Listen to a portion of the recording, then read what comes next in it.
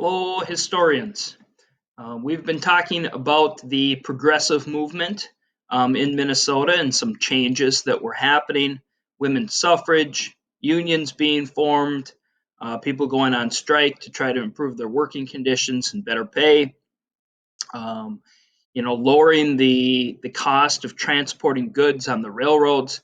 These were all ideas that were popping up in the state from either farmers or workers who weren't very happy with what was going on, and they're looking for the government to make some changes.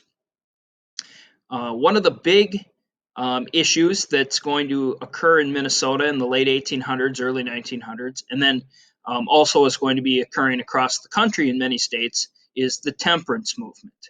The temperance movement is an idea to ban alcohol.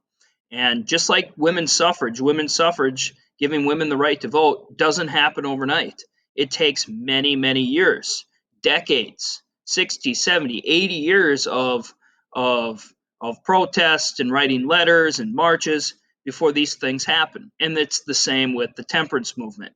It just doesn't happen in 10 years, 20 years, 30 years. It's a growing movement and a big push to ban alcohol, which finally occurs in 1990.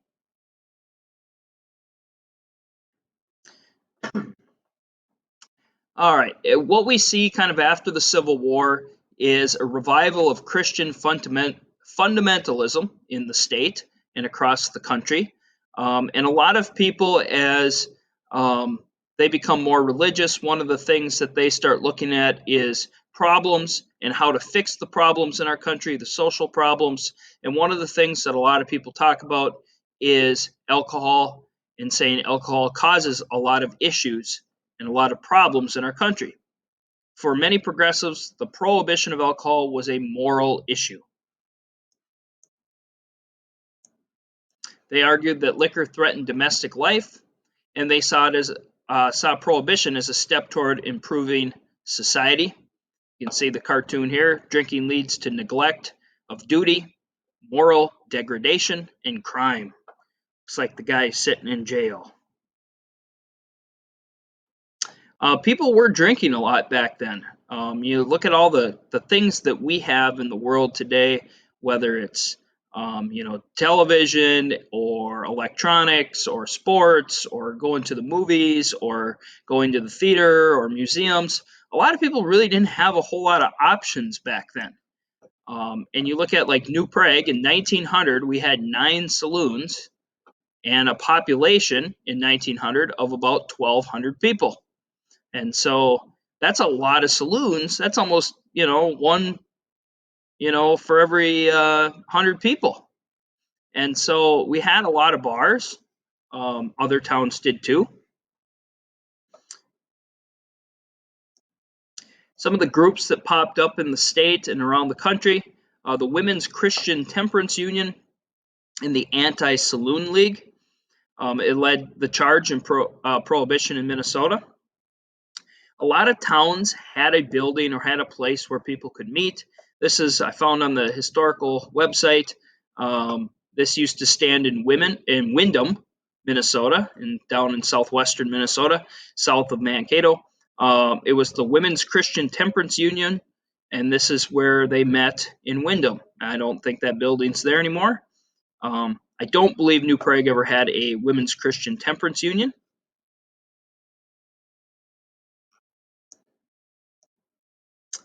Prohibition versus anti-prohibition.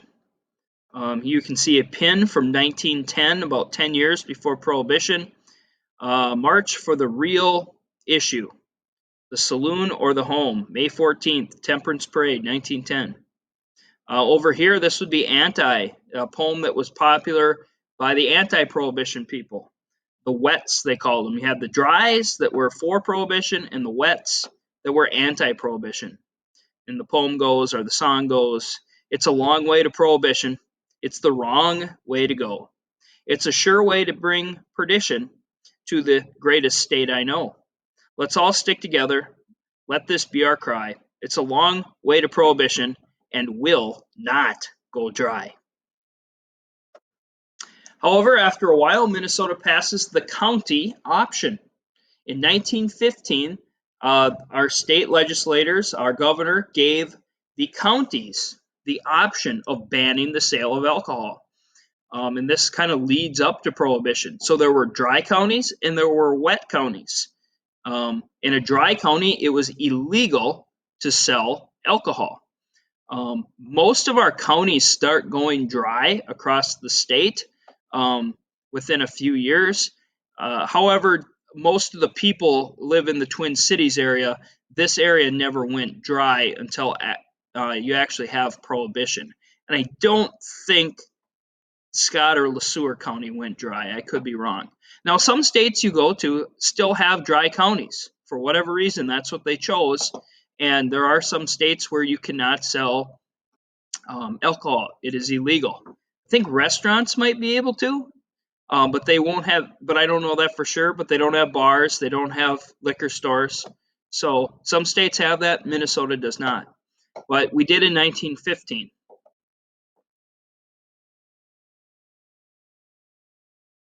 Looks like a little parade here. Protection of innocence, virtue, stop the liquor traffic. The county option was very popular with Minnesota's former New England and Scandinavian progressives. You had a lot of people that really thought that was going to fix a lot of crime and a lot of other problems. Resisted by our large German population and Irish, but we have a very big German population in the state. It's a big part of the culture. You look at a lot of the breweries in our state, they have German names: Shells, Schmidt, Hams. These are all German names. And even in New Prague, we had a brewery in town, maybe a couple breweries back then. You had the Reebok, which was a Czech name, and the Reebok brewery was making beer in New Prague. And so even the Czech people and the German people in the area probably did not support the county option. People that were against the county option said, hey, you give them an inch, they're going to take a mile. If you give the counties the option, they're going to make, it's going to go to a full prohibition pretty soon, which of course a lot of people wanted. Overall, Minnesotans generally supported prohibition. People were looking for a way to reduce crime, improve health, raise morality. In 1900, the town of Moorhead up in northwestern Minnesota had 47 saloons and a brewery to serve its population of 3,732. One of the reasons they had that, and we'll probably watch a little video link on it later, is North Dakota went dry. The entire state did.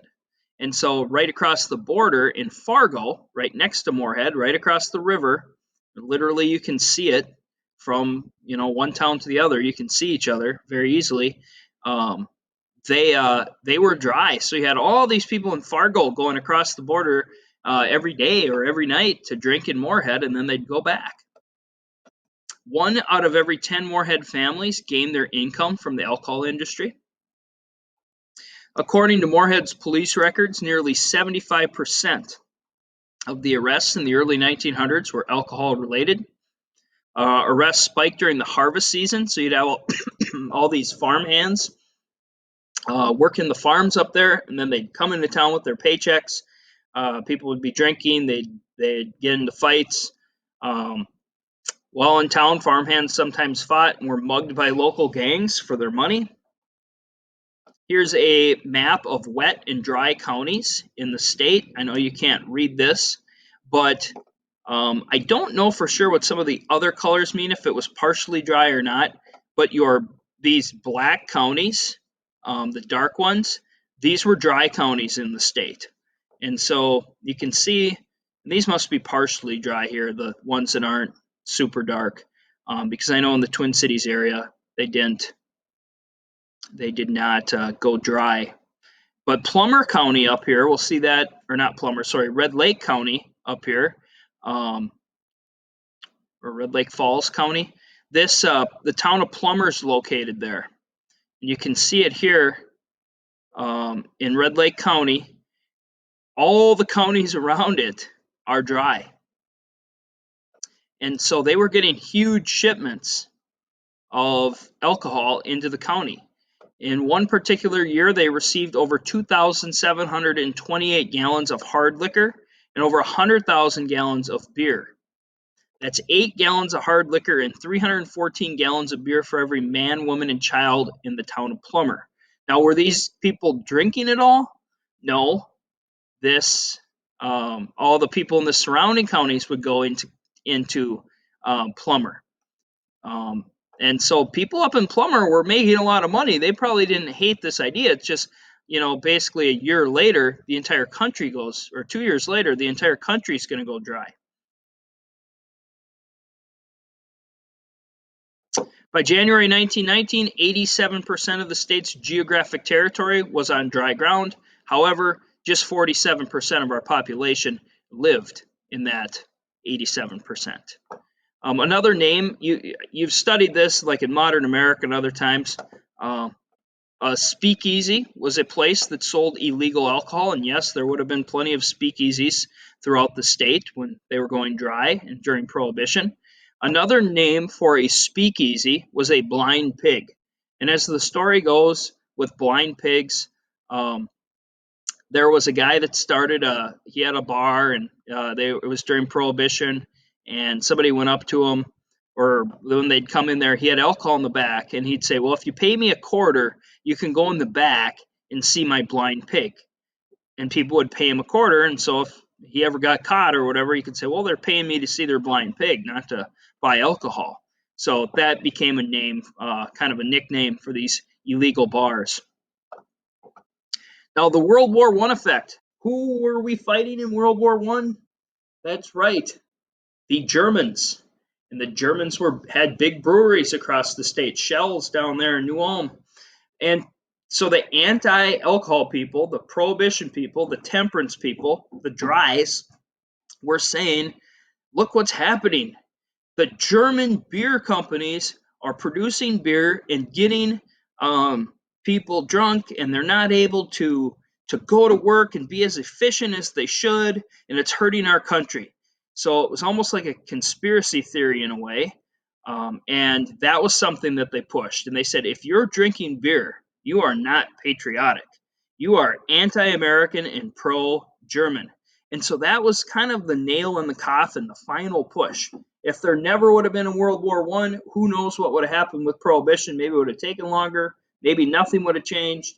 But World War I is definitely the nail in the coffin for Prohibition. The 18th Amendment is passed and ratified in 1919, banning alcohol across the country. Now, a little tie to Minnesota with the 18th Amendment. Just because it's ratified and it's an amendment to the Constitution, somebody still has to write the law. Well, whose job was it to write the law and put it in the books? His name was Andrew Volstead, and he was a Minnesota congressman in Washington, D.C., and he was on the committee that wrote the laws. And so he was the one that had to sit down, interpret what this amendment was, and actually write the law. And so the law became known as the Volstead Act. And here's Andrew Volstead from Granite Falls, Minnesota. He was not necessarily against alcohol. He was not necessarily for it, but it was his job to write the law. So the Volstead Act said no person shall manufacture, sell, barter, transport, import, export, deliver, furnish, or possess any intoxicating liquor except as authorized by this act. Now, how about economically? How did it affect the state? You had breweries like in New Prague. You had the Reebok Brewery. They closed their doors, but they were able to still keep making some things because they had the right equipment. They had the cooling systems and refrigeration. And so they turn around and they start making things like soft drinks, ice cream, non-alcoholic beer, things like that. Kind of interesting enough, like you look at today, some of like the distilleries that make different types of alcohols have been, you see it in the newspapers and stuff, they're now making hand sanitizer because they have the correct equipment. They a lot of times there's rubbing alcohol in the hand sanitizer that kills kills the viruses, kills bacteria, and so they're making those things. So kind of similar to this. Bars and pool halls began selling pop and ice cream. Here's a picture of the old Reebok brewery in New Prague. Most of that building is gone, but it's kind of it's an apartment complex now that sits there down by kind of, I guess how would be the best way to put it? You can kind of see it from the road on County Road 37 down by like Chart. It's kind of tucked away southwest of the aquatic center. It's kind of tucked away and hidden down there. Anyway, here's some labels from the Reebok Brewing Company. They were making root beer, tonic water, grapefruit drink, cola, pool halls. Now there was some controversy in Minnesota as well. 66 days into Prohibition, there was a train coming from Winnipeg up in Manitoba in Canada, where they did not ban alcohol, and that train was supposed to be hauling like some goods or whatever to the cities, or maybe it was supposed to be carrying like some type of like scrap metal or something to be recycled, and instead it was also loaded with illegal liquor. And who was on site when this train arrived? Well, the Hennepin County Sheriff, Oscar Martinson, and the Hennepin County Attorney, William Nash, were both there when they were arrested by federal agents. The plot that brought them down involved 374 barrels of whiskey hidden in the gondola cars of scrap metal.